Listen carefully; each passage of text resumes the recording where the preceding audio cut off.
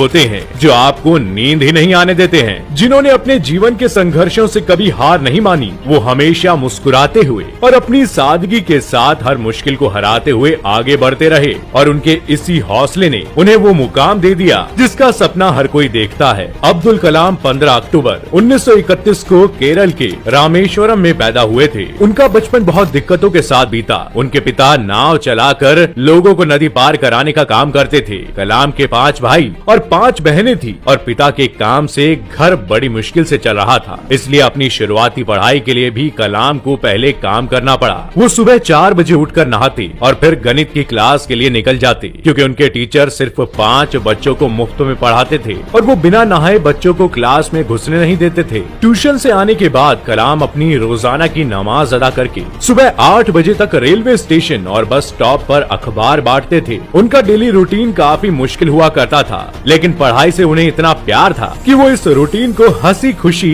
अपना चुके थे। इतने मुश्किल वक्त में उनका परिवार उनके साथ खड़ा था, क्योंकि वो पढ़ाई के महत्व और उनकी लगन को बखूबी समझते थे। कलाम ने भी अपने घर वालों को कभी निराश होने का मौका नहीं दिया। स्कूली एजुकेशन के बाद कलाम ने तिरुचिरापल्ली के सेंट जोसेफ कॉलेज से ग्रेजुएशन किया और फैमिली की दिक्कतों को समझते हुए भी उन्होंने पूरी लगन से अपना ग्रेजुएशन पूरा किया। पढ़ाई के उनके जुनून को देखते हुए ही उनके परिवार वाले भी इस बात का हमेशा ख्याल रखते थे कि उन्हें कोई भी दिक्कत न आए। ग्रेजुएशन के बाद कलाम सर इंजीनियरिंग करना चाहते थे और इसके लिए उन्होंने मद्रास इंस्टीट्यूट ऑफ टेक्नोलॉजी में एडमिशन ले लिया। उनकी फैमिली इतनी सपोर्टिव थी कि MIT में एडमिशन दिलाने के लिए उनकी बहन ने अपने कंगन तक बेच दिए थे। कलाम ये बात सुनकर बहुत दुखी हुए और उनका कुछ कर दिखाने का जुनून और भी पक्का हो गया। वो अपने काम को लेकर इतने सीरियस थे कि MIT के दिनों में वो एक सीनियर क्लास प्रोजेक्ट पर काम कर रहे थे और उस प्रोजेक्ट के प्रोग्रेस को देखकर कॉलेज के टीचर उनसे बहुत गुस्सा हो गए। उन्होंने APJ अब्दुल कलाम से कहा कि अगर 3 दिन में ये प्रोजेक्ट कंप्लीट नहीं हुआ तो मैं तुम्हारी स्कॉलरशिप कैंसिल कर दूंगा। ये बात सुनकर कलाम बहुत घबरा गए और उन्होंने दिन रात बैठकर 3 दिन के अंदर प्रोजेक्ट को कंप्लीट कर दिया। उनकी लगन देखकर उनके टीचर बहुत खुश हो गए और उन्होंने कलाम से कहा कि मैं जानता था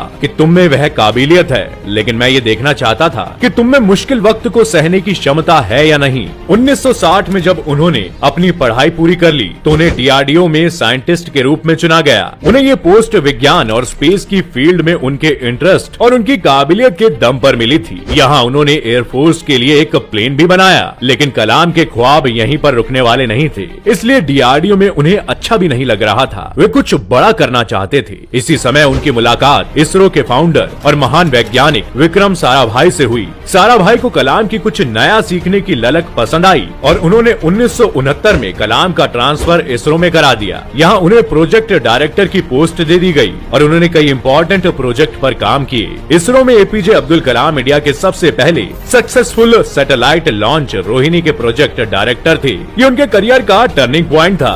कलाम की मेहनत और लगन पर सभी को इतना भरोसा होने लगा था कि उस समय की प्रधानमंत्री इंदिरा गांधी ने भी बिना कैबिनेट की सलाह के कुछ सीक्रेट प्रोजेक्ट कलाम सर को सौंप दिए थे।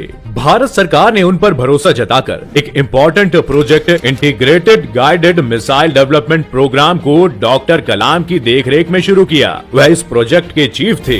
इन्होंने भारत को अग्नि और पृथ्वी जैसे मिसाइलें दी। डॉक्टर कलाम प्रधानमंत्री के वैज्ञानिक सलाहकार के रूप में 1992 से 1999 तक रहे। इसी दौरान वह defence research and development organisation DRDO के सचिव भी रहे। जब अटल बिहारी वाजपेयी की सरकार में दूसरा न्यूक्लियर टेस्ट किया गया तब कलाम उस प्रोजेक्ट के कोऑर्डिनेटर थे और इस प्रोजेक्ट की सक्सेस ने कलाम को सबसे बड़ा न्यूक्लियर साइंटिस्ट बना दिया। उनके इतने इम्पोर्टेंट रोल्स को देखते हुए सन 2002 में उन्हें राष्ट्रपति के पद पर चुन लिया गया। वह 2002 से 2007 तक भारत के राष्ट्रपति रहे, लेकिन उन्होंने अपनी पूरी लाइफ में कभी भी मेहनत, ईमानदारी और सादगी का हाथ नहीं छोड़ा। राष्ट्रपति के पद पर रहकर भी उन्होंने इन वैल्यूज को बनाए रखा। 2005 में जब उनकी फैमिली 5 दिनों तक राष्ट्रपति भवन में रुकी तो उन्होंने पूरे 3,52,000 रुपए का बिल अपनी जेब से भरा। प्रेसिडेंसी छोड़ने के बाद भी उन्होंने कई यूनिवर्सिटीज में विजिटिंग प्रोफेसर के रूप में काम करना जारी रखा और उनकी सादगी कुछ इस तरह की थी कि जुलाई 2015 में जब वो एक लेक्चर के लिए जा रहे थे तब एक सेना का जवान उन्हें काफी देर से खड़ा दिखाई दिया। जब उन्हें उसके खड़े रहने की वजह पता चली तो उन्होंने उस जवान से माफी मांगी और कहा कि मेरी वजह से आपको इतनी देर खड़े रहना पड़ा। इसके अलावा BHU में एक कार्यक्रम के दौरान दौरान भी उनके लिए लगी एक स्पेशल कुर्सी पर उन्होंने बैठने से इनकार कर दिया और एक बार तो उन्होंने पत्रकारों से बात करते समय प्रोटोकॉल को तोड़ते हुए फ्लोर पर ही बैठकर उनके सवालों के जवाब दिए थे। 27 जुलाई 2015 में जब वो एक लेक्चर के लिए IIM शिलोंग गए तो वहाँ लेक्चर शुरू करने के कुछ ही मिनटों में वे बेहोश होकर गिर पड़े। उन्हें अस्पताल ले जाया गया जहाँ उन्हें बचाया नहीं जा सका। इस तरह इंडिया का सबसे बड़ा साइंटिस्ट हमारे बीच से चला गया। अपने आखिरी वक्त में भी वो वही काम कर रहे थे जिसके लिए उनमें पैशन था। कलाम सर के जीवन से बहुत कुछ सीखा जा सकता है। उन्होंने आराम शब्द को कभी भी अपने पास फटकने नहीं दिया। बिना थके और बिना अपनी दिक्कतों की शिकायत किए वो बस अपने लक्ष्य को हासिल करने के लिए आगे बढ़ते रहे। उनकी सादगी का हर कोई कायल था, इसलिए उन्हें जनता का राष्ट्रपति कहा गया। वो कहते थे कि इंतजार करने वालों को सिर्फ उतना ही मिलता है जितना कोशिश करने वाले छोड़ देते हैं। उनकी आत्मकथा विंग्स ऑफ फायर में उन्होंने अपने स्ट्रगल्स के बारे में खुलकर बात की। उन्हें कई अवार्ड्स भी मिले और